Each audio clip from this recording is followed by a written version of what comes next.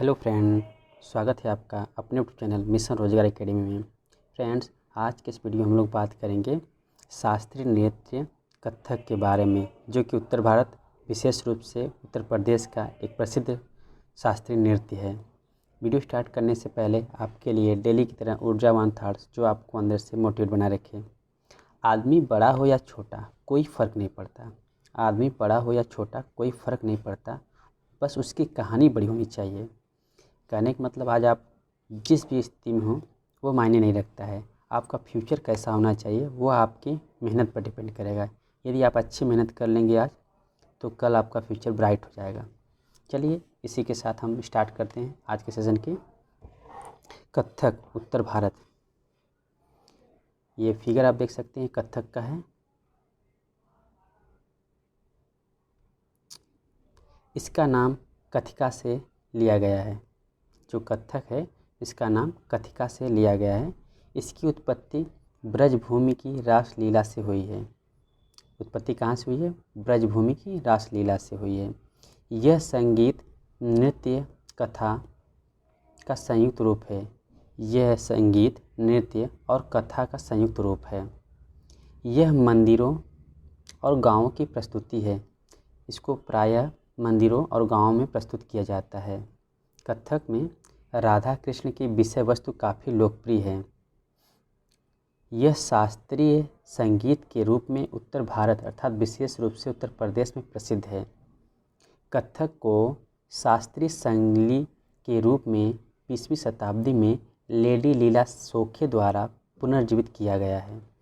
कथक को शास्त्रीय शैली के रूप में 20वीं शताब्दी में लेडी लीला सोखे द्वारा पुनर्जीवित या फिर से इसको जीवित किया गया है। यह हिंदुस्तानी या उत्तर भारतीय संगीत के से संबद्ध शास्त्रीय नृत्य की एकमात्र शैली है। इसकी प्रस्तुति के बारे में लिखते हैं। प्रस्तुति भाव भंगिमाओं तथा संगीत के साथ महाकाव्यों से ली गई कविताओं की प्रस्तुति की जाती है। इसमें भाव भंगिमाओं तथा संगीत के साथ महाकाव्यों से ली गई कविताओं की प्रस्तुति की जाती है। पद चालनों पर अधिक जोर दिया जाता है। इसमें अभिव्यक्ति तथा लालित्य को अधिक महत्व दिया जाता है। इसमें प्रायः एकल प्रस्तुति की जाती है। इसमें जो नर्तक होते हैं अकेले डांस करते हैं, समूह में इसका नृत्य नहीं किया जाता है, तो इसमें प्रायः एकल प्रस्तुति की जाती है। कथक के प्रस्तुति की घटक के बारे में देखते हैं। सबसे पहला है आनंद। इसमें परिचयात्मक प्रस्तुति की जाती है। इसमें अपने परिचय को दिया जाता है। ठाठ, ये हल्की किंतु अलग अलग प्रकार की हरकतें के माध्यम से किया जाता है। इसमें नर्तक विभिन्न तरह के इशारे करके डांस करता है। तोड़ा और टुकड़ा, यह तीव्र लय के लघु अंश होते हैं। एक तीव्र लय के साथ लघु अंश छोटा सा रूप होता है। जुगलबंदी, जुगलबंदी इसमें तबला वादक तथा नर्तक के बीच प्रतिस्पर्धात्मक खेल होता है। तबला वादक और नृत्यक जो नाच डांस करता है उसके बीच प्रतिस्पर्धात्मक खेल होता है। पढ़ंत, नर्तक बोल का पाठ कर नृत्य द्वारा उनका प्रदर्शन करता है। जो नृत्य करता है वो बोल का पाठ कर नृत्य द्वारा उसका प्रदर्शन करता है। तराना, समापन से पूर्व विशुद्ध लयात्मक संचालन होता है। इसमें नृत्य के समाप्ति के कथक के समाप्ति से पहले ही विशुद्ध लयात्मक संचालन इसमें किया जाता है। क्रमालय, समापनकारी अंश जिसमें जटिल तथा तीव्र पद चालन का समावेश होता है। क्रमालय सबसे लास्ट पद होता है। इसमें जटिल तथा तीव्र पद चालन का समावेश होता है। गत भाव, बिना किसी गायन के किया गया नृत्य। इसमें कोई गायन नहीं किया जाता है। प्रसिद्ध प्रतिपादक, इसमें प्रसिद्ध प्रतिपादक कौन कौन से हैं? तो कथक में बिरजू महाराज जी हैं। बिरजू महाराज जो कथक के प्रसिद्ध नर्तक हैं, ये इनका फिगर लगा हुआ है। बिरजू महाराज जी हैं। ये हैं लच्छू महाराज, कथक के प्रसिद्ध प्रतिपादक हैं। और सितारा देवी, ये सितारा देवी हैं। और दमयंती जोशी, ये दमयंती जोशी हैं। ये कथक के प्रसिद्ध प्रतिपादक लोग हैं। बात करते हैं इसमें प्रयुक्त वाद्य यंत्र की, तो तबला इसमें प्रयुक्त वाद्य यंत्र होता है, यह तबला है। पखावज भी इसमें प्रयोग किया जाता है। आप यहाँ से इसका अंतर भी देख सकते हैं। ये तबला ऐसा होता है, एक तरफ से बजाया जाता है। पखावज में दोनों तरफ से, समझ लीजिए एक ढोल की तरह होता है। पखावज में दोनों तरफ से इसका वाद्य यंत्र बजाया जाता है। सारंगी, यह है सारंगी। और सितार, यह है सितार। इसमें कथक में प्रयुक्त वाद्य यंत्र हैं। यह है सितार। बात करते हैं कथक उत्तर प्रदेश के बारे में, और जयपुर में यह प्रसिद्ध है। कथक शब्द का उद्भव कथा शब्द से हुआ है, जिसका शाब्दिक अर्थ कथा कहना है। कथक में कथा ही कहा जाता है, डांस के माध्यम से कथा को कहा जाता है। वस्तुतः कथक उत्तर प्रदेश की ब्रजभूमि की रासलीला परंपरा से जुड़ा हुआ है। इसमें पौराणिक कथाओं के साथ ही ईरानी एवं उर्दू कविता से ली गई विषय वस्तुओं का नाटकीय प्रस्तुतिकरण किया जाता है। इसमें या इसे नटवरी नृत्य के नाम से भी जाना जाता है। कथक को नटवरी नृत्य के नाम से भी जाना जाता है। अवध के नवाब वाजिद अली शाह के समय ठाकुर प्रसाद एक उत्कृष्ट नर्तक थे, जिन्होंने नवाब को नृत्य सिखाया तथा ठाकुर प्रसाद के 3 पुत्रों बिंदादीन, कालका प्रसाद और भैरव प्रसाद, कौन कौन से, बिंदादीन, कालका प्रसाद और भैरव प्रसाद ने कथक को लोकप्रिय बनाया।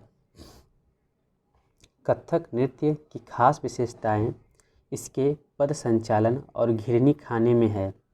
इस कथक का जो लोकप्रिय या विशेष अंग है वो पद का संचालन और घिरनी घुमावदार जो नृत्य होता है, यह प्रसिद्ध है। इसमें घुटनों को मोड़ा नहीं जाता है। इसे ध्रुवपद और ठुमरी गायन के माध्यम से व्यक्त किया जाता है। कथक को ध्रुवपद और ठुमरी गायन के माध्यम से प्रस्तुत किया जाता है। भारत के शास्त्रीय नृत्यों में केवल कथक का ही संबंध मुस्लिम संस्कृति से रहा है। भारत के जितने शास्त्रीय नृत्य हैं, 8 शास्त्रीय नृत्य हैं, उसमें केवल कथक का ही संबंध मुस्लिम संस्कृति से रहा है। बात करते हैं मणिपुरी नृत्य की, जो मणिपुर की शास्त्रीय नृत्य है। यह है मणिपुरी नृत्य का इमेज। यह नृत्य रूप 18वीं शताब्दी में वैष्णव संप्रदाय के साथ विकसित हुआ। इसमें शरीर धीमी गति से चलता है तथा संकेतों एवं शरीर की गतिविधियों का प्रयोग होता है। इसमें भक्ति पर अधिक बल दिया जाता है तथा इसमें तांडव एवं लास्य दोनों का समावेश होता है। तांडव जो कि शिव से संबंधित है, लास्य पार्वती से संबंधित है। इसको इस तरीके से समझ सकते हैं, तांडव अर्थात पुरुष की भूमिका होती है, लास्य अर्थात महिला की भूमिका होती है। इस नृत्य की आत्मा ढोल है। इस नृत्य की आत्मा ढोल है। इसमें मुद्राओं का सीमित प्रयोग होता है तथा नर्तक घुंघरू नहीं बांधते हैं। जो नर्तक हैं उसमें घुंघरू नहीं बांधते हैं।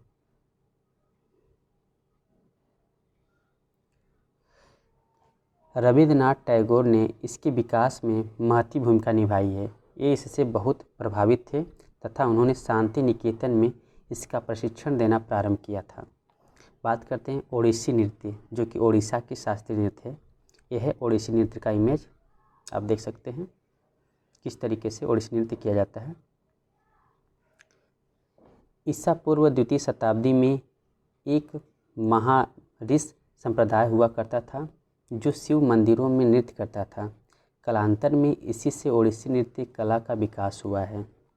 ईसा पूर्व 2वीं शताब्दी में एक महारिष संप्रदाय हुआ करता था जो शिव मंदिरों में नृत्य करता था। कालांतर में इसी से ओडिसी नृत्य कला का विकास हुआ है। इस पर 12वीं शताब्दी में वैष्णववाद का भी व्यापक प्रभाव पड़ा। इसे सबसे पुराने जीवित शास्त्रीय नृत्यों में से एक माना जाता है। इसका उल्लेख शिलालेखों पर भी मिलता है। ब्रह्मेश्वर मंदिर के शिलालेखों तथा कोणार्क के सूर्य मंदिर में इसका उल्लेख है। इसमें त्रिभंग पर ध्यान केंद्रित किया जाता है। त्रिभंग में एक पाँव मोड़ा जाता है और देह को थोड़ा किंतु विपरीत दिशा में कटी और ग्रीवा पर वक्र किया जाता है। त्रिभंग में एक पाँव को मोड़ा जाता है और देह को थोड़ा किंतु विपरीत दिशा में कटी और ग्रीवा, कटी मतलब कमर और ग्रीवा मतलब गर्दन पर वक्र किया जाता है। इसकी मुद्राएं और अभिव्यक्तियां भरतनाट्यम से मिलती जुलती हैं। यह है इमेज इसका। बात करते हैं शास्त्रीय नृत्य सत्रिया की। शास्त्रीय नृत्य सत्रिया जो कि असम की शास्त्रीय नृत्य है। यह है सत्रिया की इमेज। यह संगीत नृत्य तथा अभिनय का सम्मिश्रण है। यह संगीत नृत्य तथा अभिनय का मिश्रण है।